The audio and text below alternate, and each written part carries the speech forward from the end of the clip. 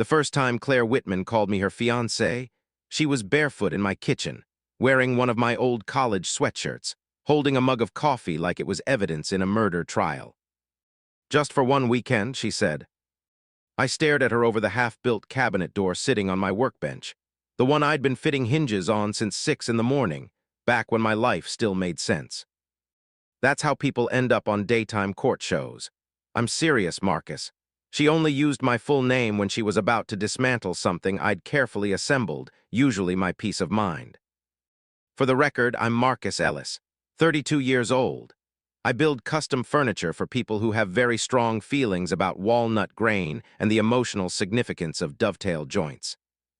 My days had settled into a rhythm I told myself I preferred. Coffee before 6, in the shop by 7, dinner alone unless my brother Daniel guilt-tripped me into driving across town for wings and bad television. No surprises, no drama.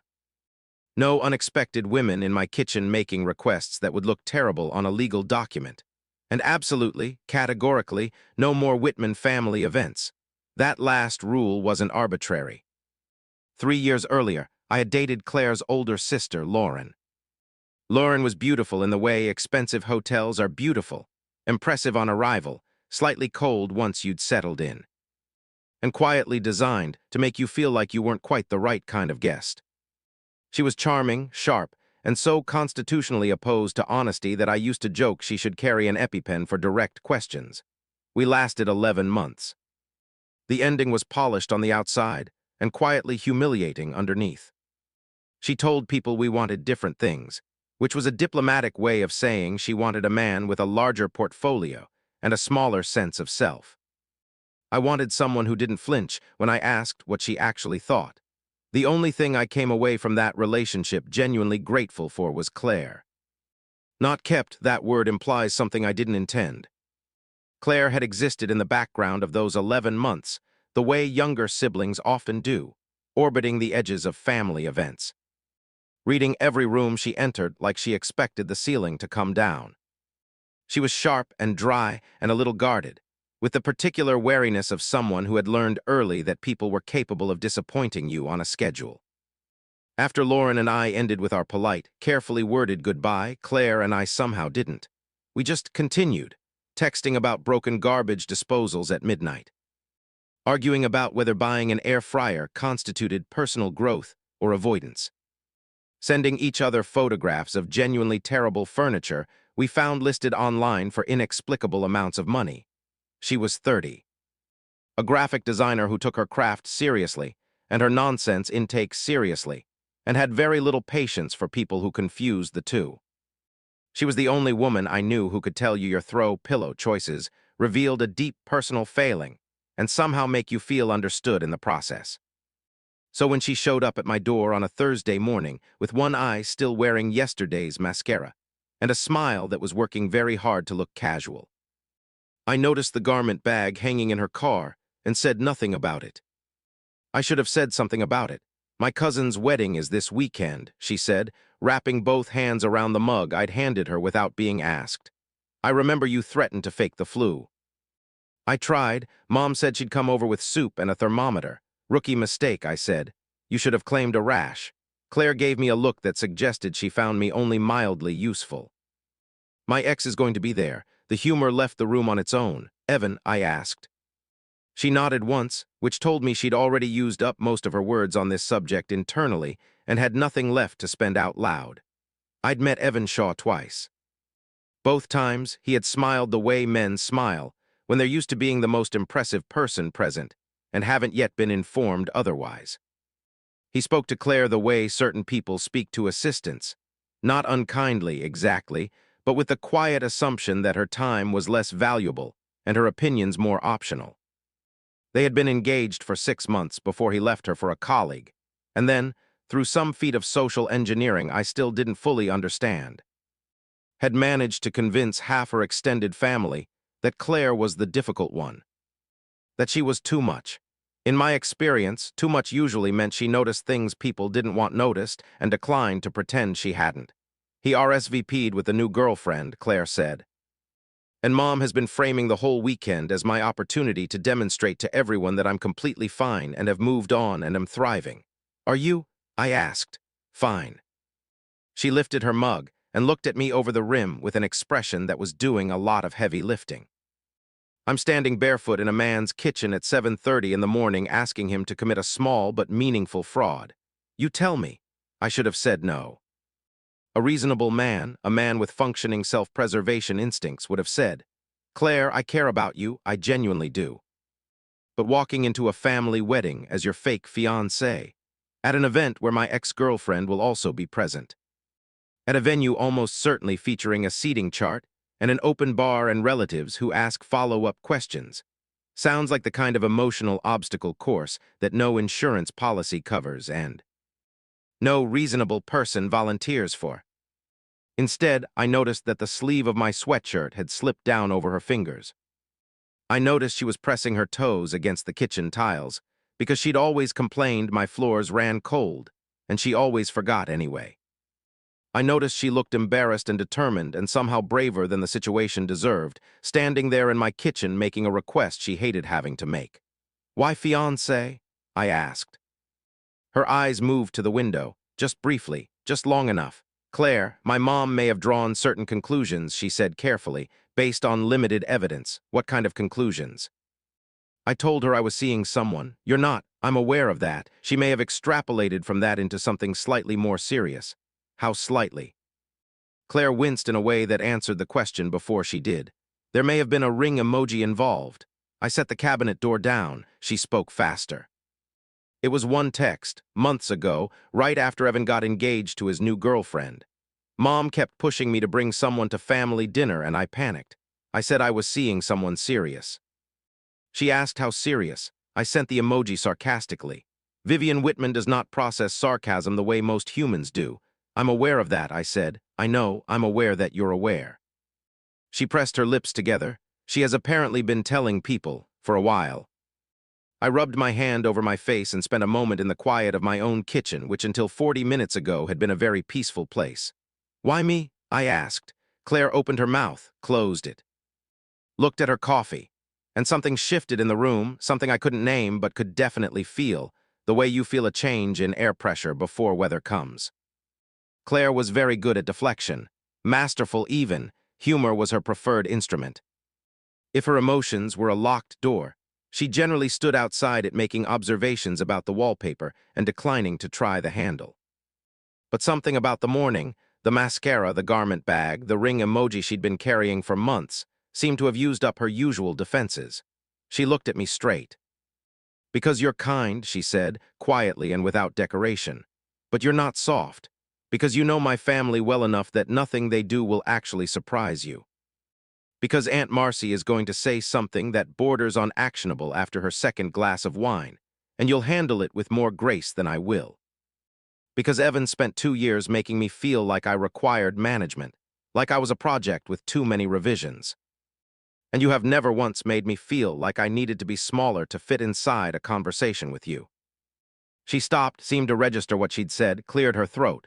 Also, she added, you own a suit. One suit is sufficient. Is it current? It attended my sister's Christmas party 3 years ago and has not fully recovered. Claire's mouth moved toward a smile against its better judgment.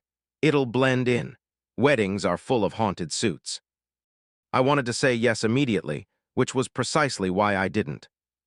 Because the honest version of the situation, the one I kept behind a very sensible door, was that somewhere between fixing her leaky kitchen faucet last April and sitting beside her on my couch while she fell asleep during a documentary about competitive birdwatching, a documentary she had chosen and defended as intellectually interesting. Claire Whitman had become something I hadn't planned on.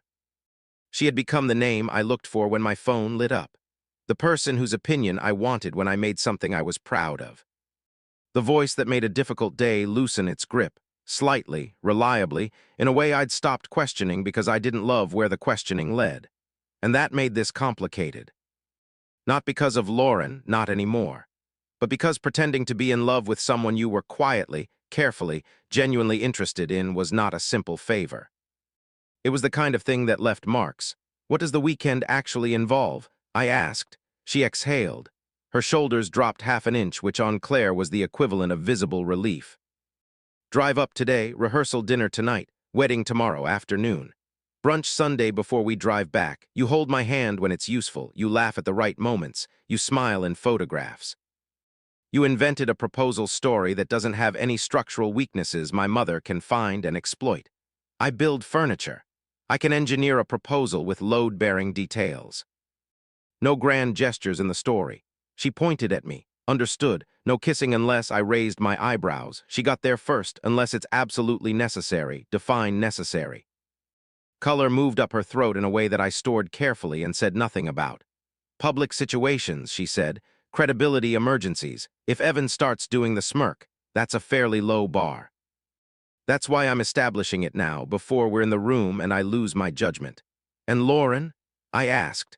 Claire's expression shifted into something that was apology without quite being an apology. She'll be there, of course she will. You don't have to do this, Marcus. The thing was, she meant it. She was already building herself an exit from her own request, because asking for things cost her something, and she hated paying it. She would have walked out of my kitchen and figured out something else and never mentioned it again. I reached over and took the mug out of her hands, set it on the counter. Our fingers touched in the transfer, which was nothing, which was the most minor possible contact between two adults, and Claire went very still, and so did I. And the kitchen contracted by about 3 feet in all directions. You're not asking me to do anything unreasonable, I said. You're asking me to attend a wedding, tell a lie I can maintain without notes, and hold your hand in front of people with money and suspiciously symmetrical teeth. You hate weddings. I hate the part where strangers ask me about my 5-year plan. You hate small talk. I'll manage it. You hate my sister. I dislike Lauren with a level of discipline and maturity I think reflects well on me. Claire laughed, short and real and not performed. The sound that always managed to get somewhere past my defenses before I'd had time to put them up properly. I should have stepped back. Reminded myself of the 17 good reasons this was a complicated idea. Instead I said, I'll do it. The smile left her face first like she didn't trust an easy yes. Marcus, one weekend.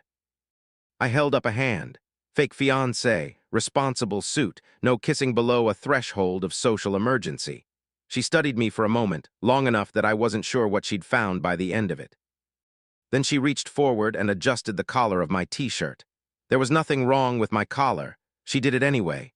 Slowly, carefully, the way you handle something you don't want to damage. Thank you, she said. You're welcome, and for what it's worth, her fingers stayed near my shoulder. If I had to invent a fiancé, I could do worse. I smiled. Put that in the vows. We left 2 hours later in my truck, her garment bag hooked behind the passenger seat, my responsible suit lying flat across the back like it was being transported to trial. The drive to the coastal hotel was 3 hours, most of which Claire spent briefing me with the focus of someone preparing a witness for cross-examination. Uncle Rob considers himself an authority on wine, she said. He is not. He once described a Pinot Grigio as having notes of confident rainfall. Noted. My grandmother will bring up children before the salad course. What do we say? We're focused on our careers right now. She'll find that inadequate. Then we say we're still practicing. Claire inhaled sharply and turned to look at me.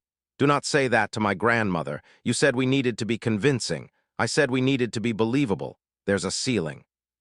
She tried to give me a stern look, but the window caught her smile before she could fully suppress it, and the late afternoon sun was doing something unreasonable to her hair. And I made myself look at the road with the focused attention of a man who had made a sensible decision and intended to honor it. By the time we pulled under the white portico of the Seabrook Inn, I had almost persuaded myself this could be straightforward. Then Vivian Whitman materialized in the lobby. She appeared the way certain forces of nature appear, sudden, well-dressed, and operating on her own meteorological logic. She swept Claire into a hug with the energy of someone who had been waiting for this specific moment for some time, then turned to me with eyes that were already doing something complicated and warm. Marcus Ellis, she said, in a tone that implied this had always been inevitable. I always knew we'd see you again. That sentence had more possible meanings than I had time to evaluate. Claire found my hand. Her fingers laced through mine with the practiced ease of someone who had been doing it for years, which we had not, and yet somehow my hand knew exactly what to do about hers, which was its own kind of information. Vivian looked down at our joined hands, pressed both palms to her chest, and made a sound that was not quite words. "Oh, you too," she said. "I'm just so happy." Claire squeezed my fingers once. It said, "I'm sorry," and also, "Please don't let go." I squeezed back. It said, "I've got you." Vivian produced a cream-colored key envelope from somewhere in her cardigan. "Now the hotel is nearly at capacity with the wedding block, so I made sure you were upgraded to one of the nicer rooms. You deserve something special this weekend." Claire went still. "I felt it the way you feel a floorboard shift before it gives." "Mom," she said in a voice calibrated to convey calm. "What room?" "The garden suite."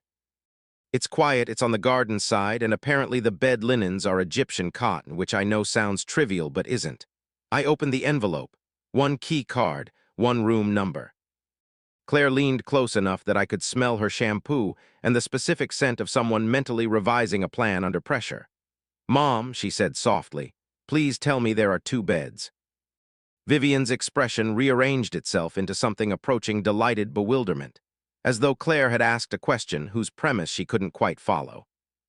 "Oh, sweetheart," she said, touching Claire's arm fondly. "Of course not." Claire did not make a sound. She stood perfectly still with the serene, glassy expression of a woman, composing her inner thoughts into something that could not be repeated in a hotel lobby, with her mother present. "Wonderful," she said. Vivian beamed. "I knew you'd think so." The garden suite was at the far end of a long, quiet hallway which afforded Claire exactly 47 steps to whisper through her options. "I'm going to develop a sudden illness. The timing is suspicious. I'll fake a family emergency. Your whole family is here. I'll join a religious order. They tend to have background check requirements." She stopped outside the door and turned on me with her arms crossed. "You are having a genuinely good time right now. I'm coping through humor. It's a healthy mechanism. You have dimples." "Those are structural, involuntary." That got the corner of her mouth to move just barely, which felt like something I'd earned. I opened the door. The suite was, objectively, beautiful, the kind of room that exists to make people feel their lives are going well. Cream walls. Ocean blue curtains moving faintly against a balcony door that opened over a garden hung with small lights. A fireplace with 2 low chairs. A silver ice bucket sweating gently beside a bottle of champagne. A love seat that belonged in a catalog. And one large, white, rose-petal-covered bed that appeared to be enjoying the situation immensely. Claire and I stood in the doorway for a moment. "Romantic," I said, "but tasteful." Claire walked to the bed, picked up a single rose petal, and held it between 2 fingers with the expression of someone identifying evidence at a scene. "My mother," she said, "is a criminal." I set our bags down near the door. "I'll take the sofa." She looked at it. The sofa was decorative in nature, designed for staging purposes, perhaps for one small, elegant person or an arrangement of throw pillows. It was not designed for a person 6'2" with functional knees. "You absolutely will not. Claire, you're doing me a favor. I'm not repaying it by watching you fold yourself in half for 3 nights. I've made worse decisions. This would not be growth." I looked at the bed. I looked at her. Her chin was up in the way that meant she had already decided, and was allowing me the courtesy of the illusion of a conversation. We negotiated with the seriousness of people dividing something that mattered. Pillows down the center, separate blankets, bathroom in shifts. No migrating to the other side under any circumstances, unless there was a verifiable natural disaster or a documented failure of mattress engineering. By the time we'd both changed for the rehearsal dinner, I had repeated the word fake in my head so many times it had ceased to carry meaning. Then Claire came out of the bathroom. The dress was deep green, simple and soft, falling just past her knees. She'd put her hair up mostly with a few strands loose around her jaw, small gold earrings. Lipstick the color of dark cherries. She was looking down at herself, straightening the fabric at her hip. "Too much?" she asked. "No," she looked up. I was looking back at her. I cleared my throat. "You look beautiful," which came out plainly without the saving grace of irony and could not be recalled. She went quiet for a moment.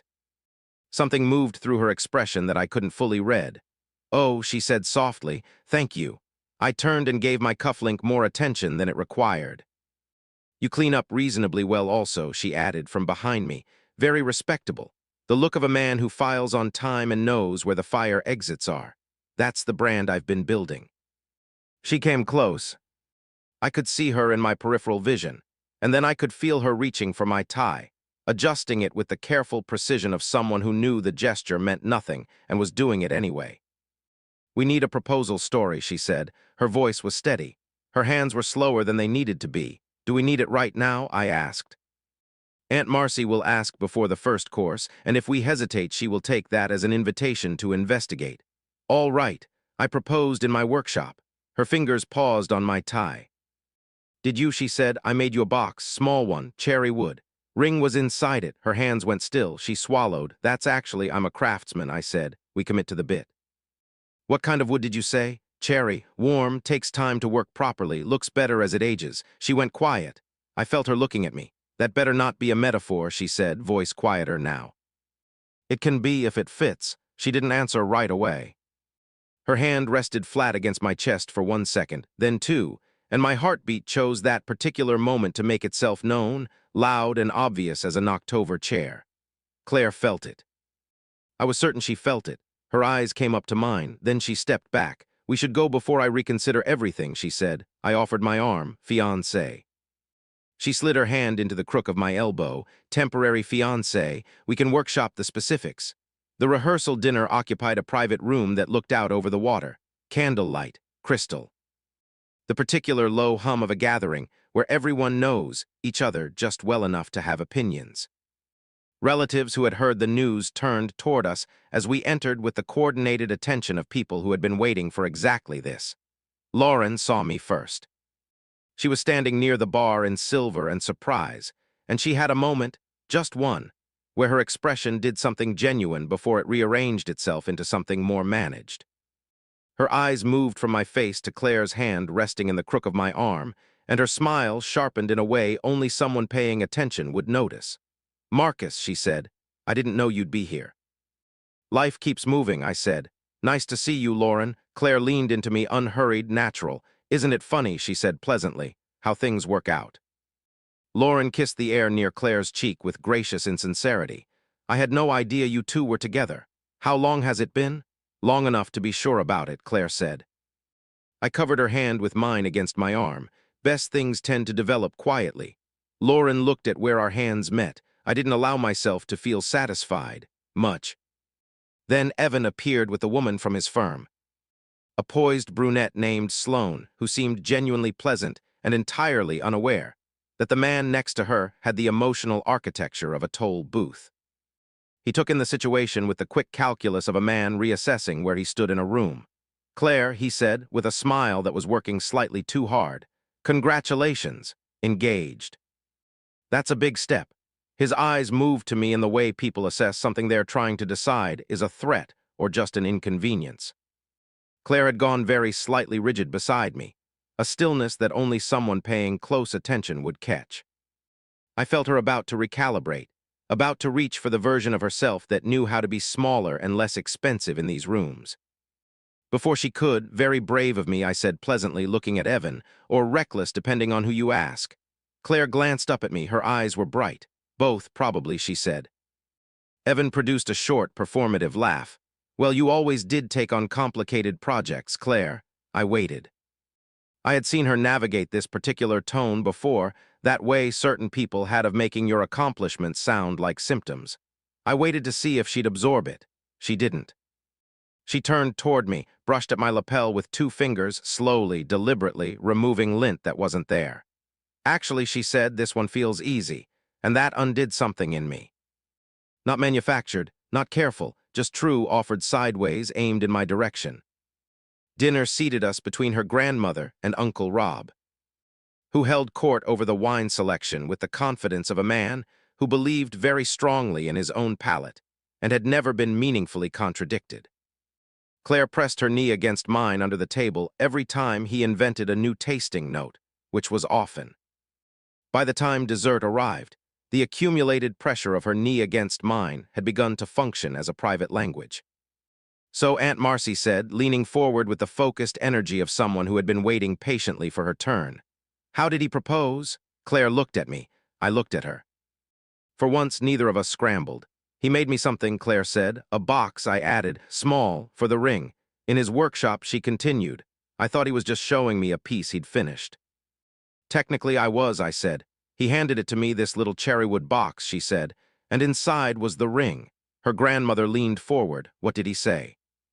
I should have reached for something safe and serviceable. Instead, I looked at Claire and told a truth I'd been storing carefully for longer than was probably reasonable, dressed up just enough to pass as a story.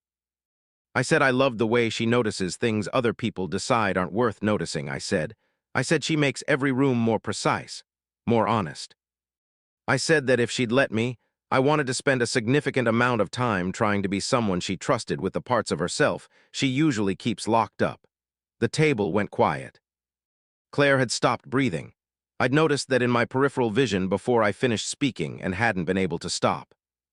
Her eyes were open in a way I hadn't seen before, unguarded in a way she almost never allowed, startled into something genuine. I thought I'd miscalculated. Gone too far past the edges of the bit we'd agreed to. Then she reached across the table and found my hand and laced her fingers through mine without looking away from me. He also cried, she said, and her voice was only slightly uneven. I coughed. One tear, controlled. It was multiple tears. It was a dignified, emotional response to a meaningful moment. It was a river, she said. It was aquatic. The table laughed, the moment softened back into something the room could hold, and Claire's hand stayed in mine. Through the coffee. Through Vivian's quiet, happy weeping across the table. Even through the moment when Evan, seated further down, looked over and couldn't fully arrange his expression into something neutral. Later, the terrace. The air had cooled and smelled of salt and something flowering, and the ocean was making its steady, unhurried sound against the dark below. Music drifted out through the open doors, something slow, old-fashioned, the kind of song that doesn't apologize for itself. Claire stood at the railing beside me. Our shoulders nearly touched. You improvised, she said. I did. The proposal story. That wasn't what we agreed on. We agreed on the broad structure. I filled in the details. Those were specific details. I'm detail-oriented. It's professional. She was quiet for a moment. How much of it was true? I could have deflected. The whole weekend was built on a deflection, technically. But the candles from the dinner room were still in her hair, and the ocean was doing something to my judgment. More than I planned, I said. Claire turned to look at me. I could see her working out what to do with that, could see her reaching for something careful. The music shifted. Slower. I held out my hand. Dance with me. She looked at it. There's no one out here. I know. Her eyes came up to mine. She searched for something in my expression. I wasn't sure what, but I let her look for it. She put her hand in mine. We moved badly, in the way people move when they're not thinking about dancing and thinking about something else instead. One of my hands settled at her waist. Hers rested on my shoulder. The space between us closed by degrees, unhurried, until I could feel the warmth of her through the fabric of her dress. This isn't necessary, she said quietly, for the act. No, then why? I looked down at her, the woman who had stood in my kitchen that morning asking for something she hated to need, who had pressed her toes against my cold floors and said because you never made me feel like I had to shrink, and then pretended she hadn't said it, who had held her hand flat on my chest and felt what was underneath. Because I wanted to, I said. Her breath shifted. For one moment I thought she might step back, rebuild the appropriate distance, say something dry and self-protective and perfectly timed. Instead, Claire moved closer. Her forehead nearly brushed my jaw. Good, she said very quietly. I wanted you to want to. I closed my eyes for a moment because that was a sentence a man could build something foolish and irreversible on. Then her phone buzzed. She ignored it. It buzzed again.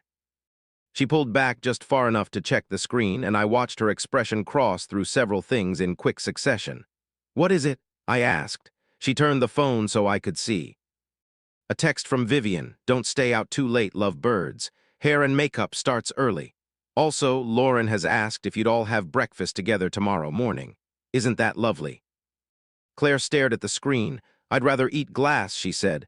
I took her hand again before the night could close back around us. Tomorrow can be complicated, I said. Tonight we're still dancing. She looked at our joined hands, then back up at me and smiled. Then don't step on my feet, temporary fiancé. The pillow wall lasted 11 minutes, not because either of us did anything scandalous. Because Claire stood at the foot of the bed, looked at the careful barrier I'd constructed down the center of the mattress, and said, "That is the saddest architectural decision I've ever witnessed. It's a boundary structure. It's two pillows and unresolved feelings, high-quality pillows. She was wearing soft shorts and an oversized t-shirt, hair loose around her shoulders, face clean. No dress, no lipstick, no performance. Somehow she was more disarming like this than she'd been all evening, and I had spent most of the evening actively managing my own reaction to her, so that was saying something. I kept my eyes on the decorative lamp in the corner. The lamp was neutral. The lamp had no opinions about the situation and no capacity to create them in me. Claire pulled back her blanket and climbed in on the left side. I took the right, lying on my back with the rigid composure of a man determined to be above reproach. After about a minute of silence, she whispered, "Marcus."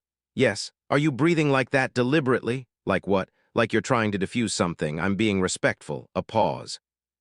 Then softer, "I know." Those two words did more damage than anything she could have said that was actually flirtatious. They landed somewhere quiet and stayed there. The room held a strip of silver moonlight across the foot of the bed. Beyond the balcony doors, the garden lights glowed faintly through the curtains. I could hear her shift, then stop. "Can I ask you something?" she said. "Always, did it bother you, seeing Lauren?" I stared at the ceiling for a moment, less than I expected. "That's not a no." "It bothered me that she looked at you like you'd taken something that belonged to her. Like you were an item she'd misplaced, and was mildly annoyed to find in someone else's hands."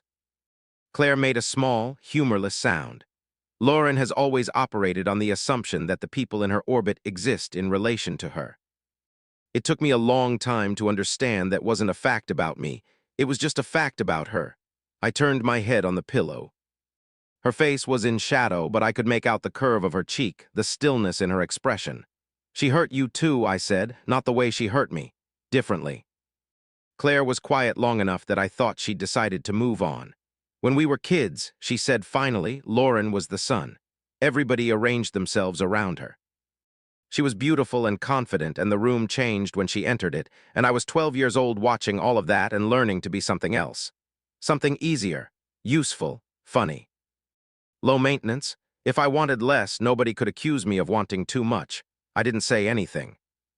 I had learned with Claire that sometimes the most useful thing you could offer was silence that didn't push.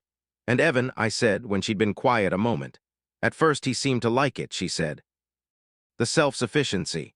He said I was different from other women he'd dated." She said other women with a faint but unmistakable dryness. Then somewhere around month 8, it started to frustrate him. He said I was impossible to read, that I never told him what I needed. She rolled onto her back and looked at the ceiling. "I think what he meant was that I stopped handing him a manual for how to love me, and without the manual, he didn't know where to start. The urge to reach for her was almost physical." I kept my hand where it was. "You're not difficult to love, Claire." She turned her head toward me. The words had come out without strategic planning, and we both knew it. I could have walked them back, made them generic, made them about friendship, made them safe. I looked at her and didn't. Her voice came out quieter than before. "You shouldn't say things like that when we're sharing a bed." "Probably not. Especially when I'm emotionally compromised by Vivian's interior decorating choices." The rose petals were an escalation. A laugh escaped her, shaky and genuine. Then her hand appeared over the pillow wall, palm up in the dark. My heart knocked once, hard and simple. I slid my hand into hers. We lay there without moving, fingers linked across the pillow barrier, not touching anywhere else. The room was quiet. The garden lights shifted faintly beyond the curtains. Somewhere below, the last of the rehearsal dinner guests were still talking, their voices rising and falling like weather. Eventually, Claire whispered, "This part doesn't feel fake." "No," I said. "It doesn't." Neither of us slept much. By morning, the pillow wall had migrated to the floor in 3 separate pieces, and Claire was curled toward me with her hand tucked against my chest, fingers slightly loose. Like she'd found her way there in the dark without knowing it. I was on my side facing her, one arm raised above my head in what I chose to interpret as plausible deniability. Her eyes opened. For 3 full seconds, neither of us moved. Then her gaze traveled down to where her hand was resting against my chest. She looked at it with the expression of a woman conducting a quiet internal investigation. "Cold floor," she said finally. Unconscious migration. Beyond my control, completely understandable. She didn't move her hand. Her thumb traced one slow arc over the cotton of my t-shirt, directly above where my heart was now doing something it had no business doing, and the smallness of that gesture, barely anything. Less than anything, nearly wrecked me entirely. Then someone knocked at the door. Claire pulled back. If that is my mother, I am exiting through the balcony. We're on the 3rd floor. I'll calculate the drop on the way down. It was a room service card and a card from Vivian, written in her neat, emphatic hand. Breakfast with Lauren moved to the garden patio. 10 minutes, loves. Wear something that says happy couple. I'll know if you don't. Claire read it over my shoulder and made a sound that was not quite a word. She added happy couple because she didn't trust us to arrive looking sufficiently romantic. My current outfit is a t-shirt and athletic shorts. Minimum viable fiancé, very on brand for you. The garden patio had the coordinated beauty of something that had been arranged by someone with too much time and strong opinions about tablecloths. White umbrellas. Tiny pastries staged on tiered trays. Flower arrangements that had not been asked for but had arrived anyway, as flowers tend to do at events where someone's mother is involved. Lauren sat at a table for 4 with her sunglasses on and her phone face down, which meant she was either relaxed or preparing. She looked up when we approached. Her smile came out the way certain things come out, practiced, quick, and doing more than one job at once. "Look at you too," she said, looking at us. Claire glanced between my blue linen shirt and her own blue sundress. "That's genuinely accidental. We're still calibrating the couple aesthetic," I said. I pulled out Claire's chair. She looked up at me when I did it, not surprised exactly, just quiet for a second, and something passed between us that was warm and easy and had nothing to do with Lauren watching. Lauren noticed. She always had very good peripheral vision, so she said once the coffee arrived and the pleasantries had been placed and set aside. "How did this actually happen?" Slowly, Claire said. "Really?" Lauren turned her cup. "Because the last I knew, Marcus was still processing the end of things. I'd characterize it differently," I said. "Would you?" I was relieved significantly longer than I was heartbroken. No offense intended. Lauren's expression shifted just slightly. Recalibrating, Claire's hand found my knee under the table. It wasn't panicked. It was deliberate, not rescue, but direction. "I've got this, let me. And you're okay with it?" Lauren asked her. "The history?" Claire's smile thinned into something precise. "You dated him, Lauren. You didn't register him." A laugh came out of me before I could decide whether to allow it. Lauren removed her sunglasses. "Family will have opinions," she said. "Family already has opinions," Claire said. "They have opinions about the centerpieces. At least now their opinions will be about something that matters." There she was. Straight-backed and bright-eyed and not 1 inch smaller than she needed to be. I lifted her hand from my knee and pressed my lips to her knuckles. Claire went still. Lauren went silent. I had meant it partly as theater. I knew, even as I was doing it, that it was also not. Claire's eyes met mine, and whatever was in them had nothing to do with Lauren or the table or the performance we'd agreed to. Her expression was soft and slightly startled, the look of someone who has been handed something real and is quietly deciding whether to hold it. Breakfast dissolved shortly after that. As soon as we were clear of the patio, Claire caught my arm and steered us both down a narrow path between the garden hedges. She stopped when the sound of the breakfast gathering had faded. "You kissed my hand," she said. "I did. For Lauren, I lifted one shoulder partly." Claire looked at me with narrowed eyes. "Marcus," I exhaled. "I liked doing it." The hedges shifted in the breeze. Somewhere close, staff were moving things, guests were laughing. The machinery of a wedding weekend was running its full course. And we were standing 6 inches apart in a corridor of clipped green, and Claire Whitman was looking at me like she was trying to decide something important. "You keep saying real things inside fake moments," she said. "I know, that's not a fair way to run an operation, I'm aware. Are you trying to confuse me?" "No," I exhaled again. "I'm trying very hard not to." Her expression shifted. The accusation drained out of it, and what was left underneath looked something like fear. The kind that shows up not because something is wrong, but because something is real and might stay. "What happened Sunday?" she asked. I reached up slowly, telegraphing the movement, and brushed a loose strand of hair from her cheek. She didn't step back. Her eyes held mine steadily, and I felt her waiting. "Sunday we stopped lying to them," I said, "but I don't want to keep lying to myself." Her lips parted. "About what?" I smiled, you know what. I want to hear you say it. That was Claire, the dare behind the question, the hand reaching through the dark, the courage she carried so casually she probably didn't know it was courage. I want you, I said, not as a favor I did for you. Not because of this weekend, or Lauren, or Evan, or the fact that your mother booked us a single room and I've been on my best behavior. I want you when you're critiquing furniture listings at midnight, and when you're pretending you don't need anyone, and when you look at me the way you just did. Like you're afraid I might actually mean it and stay. She breathed in, sharp and audible. Then she rose onto her toes and kissed me. It was not a credibility emergency. There was no smirk-related justification. It was slow and warm and decided, her hands finding my shoulders, mine settling at her waist and waiting until she leaned in before I held her. She tasted like coffee and something I recognized and had been carefully not naming for longer than was sensible. When she pulled back, her forehead stayed near mine. I wanted to do that last night, she said, especially during Uncle Rob's commentary on the Chardonnay. Especially then, she said. I laughed and she tucked herself briefly against my chest, just one stolen second, before her phone sounded. If my mother has organized a bridal consultation, I'm emigrating. But the screen showed a different name. Claire's face went still. What? I asked. She turned the phone toward me. Evan's text read, we should speak before the ceremony, privately. You at least owe me that. Anger moved through me fast and pointless. I let it pass. Claire looked up before I could say anything. Don't do the jaw thing. I don't have a jaw thing. You absolutely do. She laced her fingers through mine. And I don't owe him anything. No, you don't, but I might talk to him. She said it carefully, not because he deserves the conversation.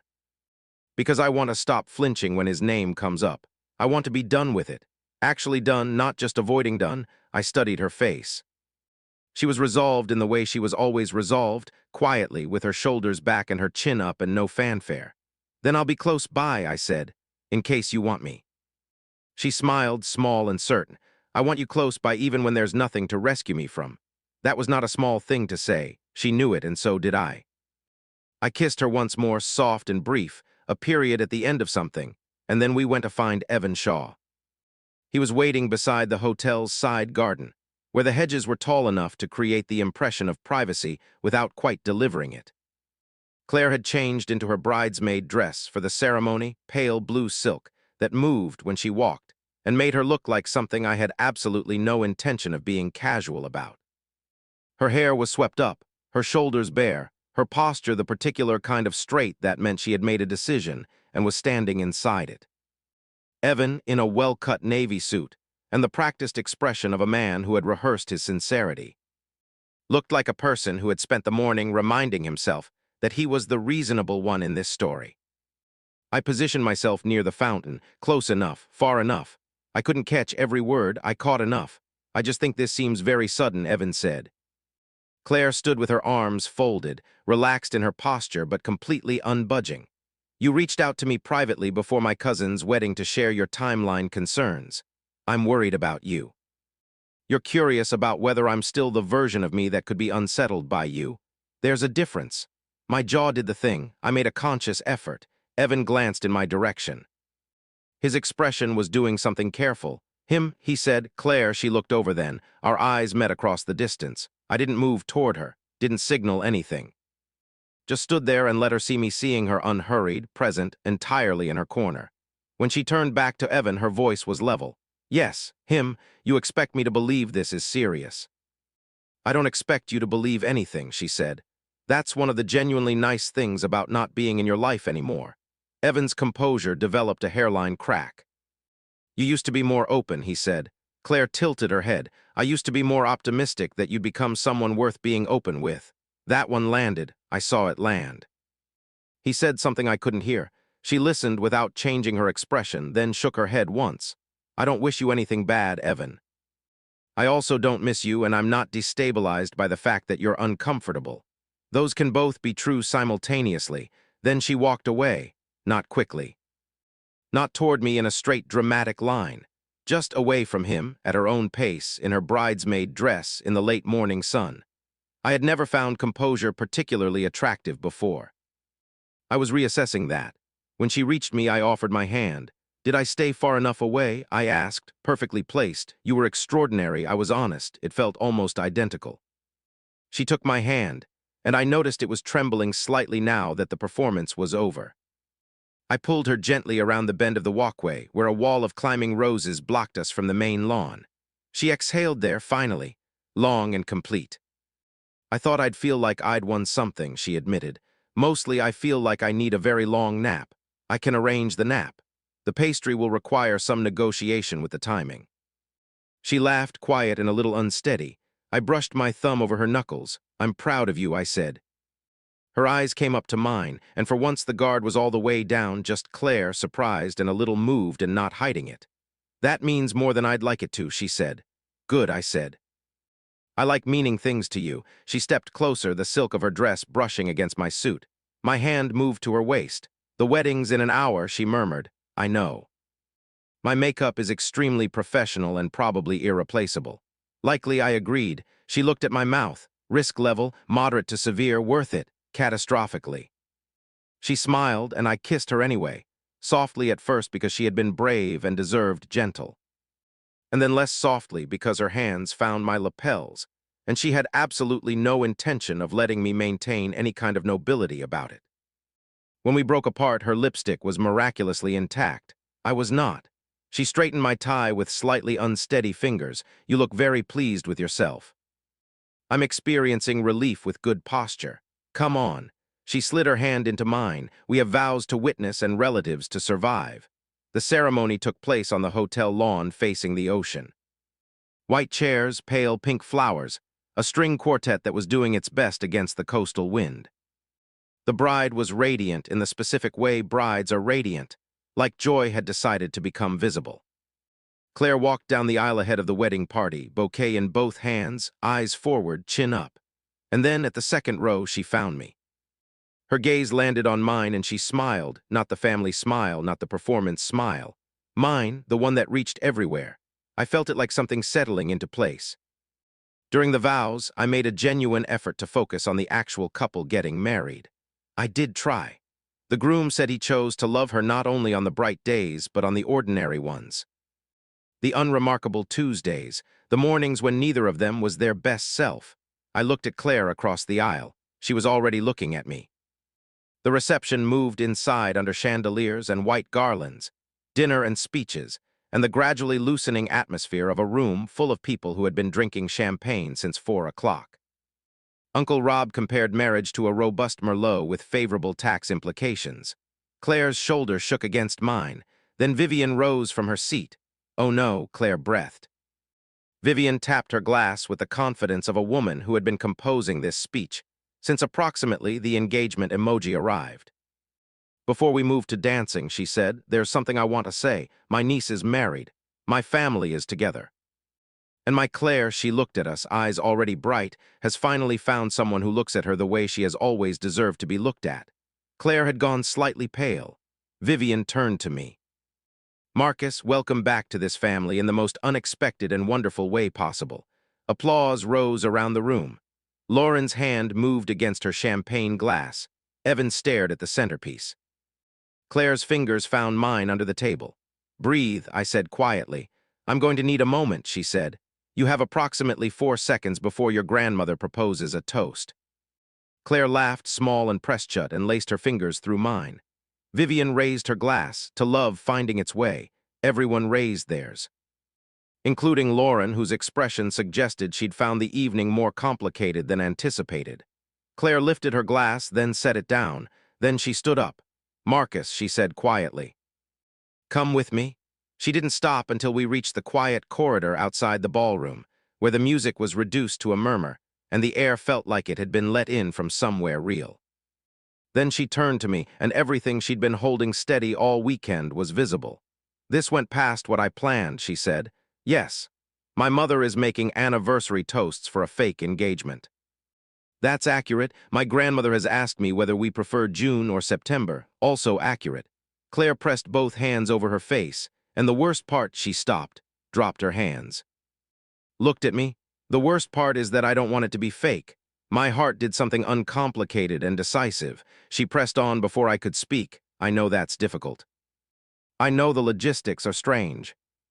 I know I'm Lauren's sister, and this started as a lie, and there's one bed and Evan is in the next room, and I've been emotionally running on caffeine and adrenaline for 72 hours. I know all of that, Claire. I crossed to her and took her face in my hands, slow enough that she had every opportunity to step back. She didn't. I don't want it to be fake either. I should have told you before this weekend. Maybe I was a coward. Maybe I convinced myself that being in your life as your friend was worth more than risking it by wanting more. But I want the real version. Real dates. Your hand in mine because we both chose it. Waking up next to you because we wanted to, not because Vivian has aggressive booking preferences. I want all of it, I want you. A tear slipped down her cheek before she could decide whether to let it. I caught it with my thumb. What about Sunday? She whispered. Sunday we tell your family the engagement isn't real. Her expression flickered. But this is, I said. She looked at me for a long moment, searching, checking, finding. Then she kissed me. Properly this time, both hands in my jacket, stepping into it like she'd made a decision and was done second-guessing it. I laughed against her mouth, startled into it, and felt her smile against mine. When she pulled back, her forehead rested against my jaw. Real dates, she said. As many as you'll allow. As many as you'll show up for. She tilted back to look at me, eyes still bright. And no more made-up proposal stories. I'm keeping the Cherrywood box concept. Marcus, what? For later, hypothetically. Much later, well after the statute of limitations on fake engagements expires. She laughed, real and unguarded, and wiped one cheek with the back of her hand. You are relentlessly, dangerously earnest. I've been told. She tucked herself against my chest for one moment, then the elevator at the end of the corridor opened. Lauren stepped out. She stopped when she saw us, took in Claire in my arms, Claire's expression, my hands at her waist. Her face moved through something quick and composite. Well, she said, that looks real. Claire straightened, but she didn't step away from me. Her hand stayed on my arm. Lauren tilted her head. Interesting, because Evan mentioned he wasn't entirely convinced the engagement was. The words sat in the hallway. Claire's fingers found mine and held them plainly where Lauren could see every bit of it. The engagement isn't, Claire said. Something crossed Lauren's face. The beginning of satisfaction. But Marcus and I are, Claire said. The satisfaction disappeared. Lauren looked at me. There was something unfamiliar in it. Not quite hurt, not quite surprised, but something that had not expected to feel anything in particular and was discovering it did. That's convenient, she said. I looked at my ex-girlfriend, the woman I'd spent 11 months trying to be enough for. She looked the same. I felt entirely different. Convenient would have been not falling for the one person guaranteed to make every family occasion for the foreseeable future significantly more complicated, I said. Claire's mouth twitched. Lauren stared at me. You're both going to have to deal with Mom, Lauren said finally. I know, Claire said. And I will, tonight, quietly, honestly. Because I'm done building larger problems to avoid smaller truths. Lauren looked between us for one more moment. Then slowly she nodded. Not warmly, but without the edge it could have carried. She walked past us toward her room. Claire watched her go and exhaled. Then she squared her shoulders and turned to me. Vivian, Vivian. She found her mother in a small sitting room adjacent to the ballroom, managing a collection of safety pins and spare ribbons, with the focus of someone who had accepted that crises would always find her. She looked up when Claire came in. One look at her daughter's face, then at our joined hands, and she slowly set the safety pins down. Oh, sweetheart, she said, what's happened? Claire told her everything. The emoji, the panic, the months of letting the misunderstanding sit because correcting it felt more complicated than maintaining it. Me, the weekend, all of it. Vivian listened without interrupting, which was unusual for Vivian. When Claire finished, the room was quiet. You thought you had to construct a happiness, Vivian said carefully, so I would stop worrying about you. Claire's voice was thin. You were so relieved when you thought I'd found someone. I didn't want to take it away from you. Vivian's face broke quietly in the way faces break when something hits the part that loves without conditions. She stood up and pulled her daughter into her arms, and Claire went into them, and they both cried into wedding silk and good intentions, and I stood close enough to be present without intruding. Claire reached blindly for my hand. I gave it to her. Vivian, when she collected herself, looked at our joined hands with the eyes of a woman revising a narrative in real time. The engagement is invented, she confirmed. Yes, Claire said, but this isn't. Claire looked at me. She didn't answer immediately. She took a breath and looked at me like I was something she had chosen carefully. This is new, she said, and real, and probably going to be complicated in several directions, but yes. Vivian pressed her fingertips to her lips. Then she pointed one carefully composed finger at me, Marcus Ellis. Are you going to take care of my daughter? Yes, I said, without conditions. Good. Her eyes sharpened, and I'd appreciate it if proposals, real ones, waited a minimum of 1 year. I've already requested centerpiece samples once, and returning them a second time will be a conversation I'm not prepared to have. Mom, Claire said. I'm wounded, Vivian said crisply. Not unreasonable. The truth, it turned out, did not ruin the wedding. It caused a contained ripple. Aunt Marcy went through 6 minutes of visible scandal before recalibrating into enthusiasm about a fresh romance, which she found almost equivalent in entertainment value. Claire's grandmother held my face in both hands and said, engaged or not, you have a steady look about you and your hands are a working man's hands. That's what matters. Evan disappeared into the portion of the reception where Claire and I were not. Lauren raised her glass to us from across the ballroom at some point in the evening, small, deliberate, private. Claire raised hers back. It wasn't absolution. It was the first square inch of ground between them that wasn't contested, and that was something. When the music slowed and the bride and groom were absorbed in their own gravity, I walked to where Claire stood near the edge of the dance floor. I'm not asking because anyone's watching, I said. I'm asking because I want to. She looked at my hand. Then she placed hers in it. We danced in the middle of everything this time. No terrace, no hiding. Her cheek rested against my chest, and my hand spread at her back, and we moved slowly in a room full of people, and I didn't think about any of them. I'm sorry I pulled you into this, she murmured after a while. I'm not. You had to share a room with someone who constructed a pillow wall. The wall collapsed within minutes. Structurally unsound from the beginning. You witnessed my entire family in concentrated form, educational experience. You had breakfast with my sister. I've had worse mornings. She lifted her head. You've been very diplomatic. I looked down at her.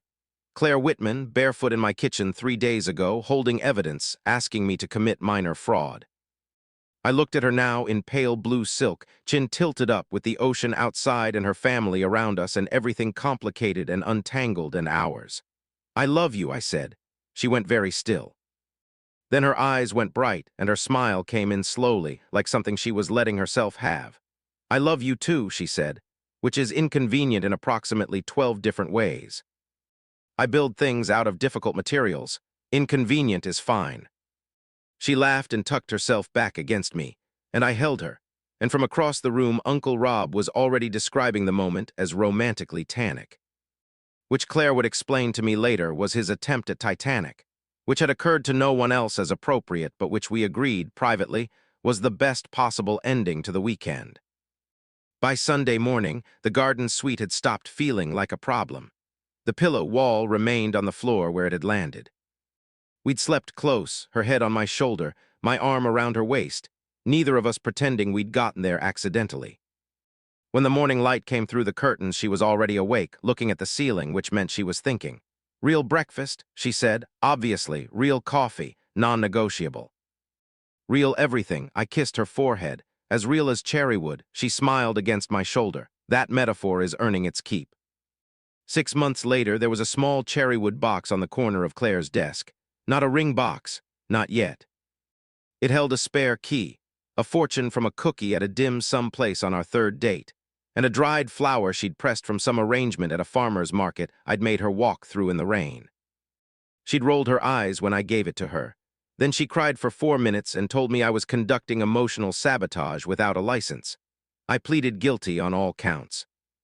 By spring, we had built something that looked ordinary from any exterior angle and felt extraordinary from where I stood inside it. Sundays at the market with her sketchbooks. Sawdust on her black jeans that she claimed to find annoying and never seemed to brush off. My kitchen table covered in her design proofs, her coffee cups, her reading glasses, and her opinions about everything. Family dinners where Vivian still occasionally introduced me as not the fake fiancé, the real one, though we're not rushing anything. Marcus, are you hearing me? Claire squeezed my knee under the table every time, our oldest private language. Lauren and I became something functional, if not warm. Evan became someone whose name came up less and less until it mostly didn't. Aunt Marcy remained a consistent adventure. Claire's grandmother asked once a quarter about the timeline and accepted. We're being deliberate with the patience of someone who had decided to be on our side. One evening in early spring, almost a year to the day after the Seabrook Inn, it was raining. Claire was in my kitchen in the old sweatshirt. Barefoot on the cold floor she always forgot to expect, holding her coffee mug like she had the very first morning. You know, she said, looking around the kitchen with the expression of someone taking an accounting. This is where it happened, the light fraud, the beginning. I set down the piece of wood I'd been smoothing and crossed to her. She looked up at me and I looked at her. The woman who had asked me to pretend and in doing so had dared me to be honest, and I kissed her slowly. With rain on the windows and sawdust on my hands, and her smile finding its way against my mouth before I'd even finished. Worth it, she asked when we broke apart. I kept one hand at her jaw, every inconvenient bit of it, I said. She believed me. I could tell by the way she leaned in. She always could tell when I meant something. That was one of the things I loved most about her.